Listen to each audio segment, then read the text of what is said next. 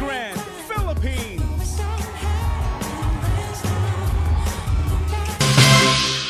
Nakapasok si CJ Opiaza sa top 20 kaya nagawa nitong magpatuloy sa kompetisyon.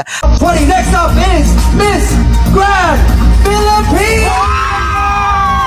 Pasabog ang swimsuit performance ng pambato ng Philippines na si CJ Opiaza sa Grand Coronation ng Miss Grand International 2024 ngayong gabi.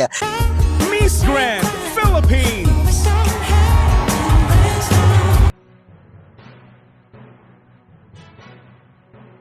Mainit ang labanan sa swimsuit competition dahil kanya-kanyang patalbugan sa kaseksihan ang mga kandidatang pasok sa top 20.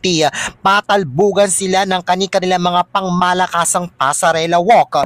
Ngunit hindi nagpakabog si CJ Opiaza. Suot nito ang kanyang pasabog na white two-piece swimsuit. Kabugera itong rumampa sa swimsuit competition. Very strong ang entrada ni CJ Opiaza sa swimsuit competition. At makikita nga na mas itinodo pa ni CJ ang kanyang performance ngayon sa coronation kumpara sa preliminary.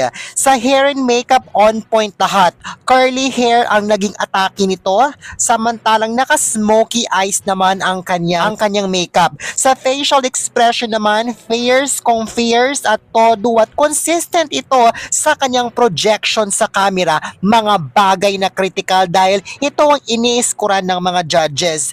Perfect at well executed ni CJ Opiaza ang kanyang kabugerang pasarela walk sa swimsuit competition na talaga namang ang lakas ng rehistro at dating sa camera.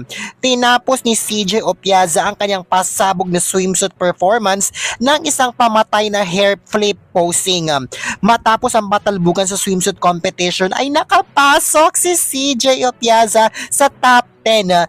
Philippines!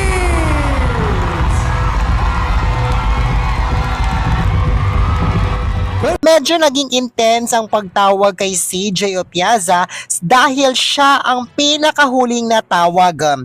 Say na mga experts ngayon, si CJ Opiaza na raw ngayon ang bagong standards pagdating sa Miss Grand International.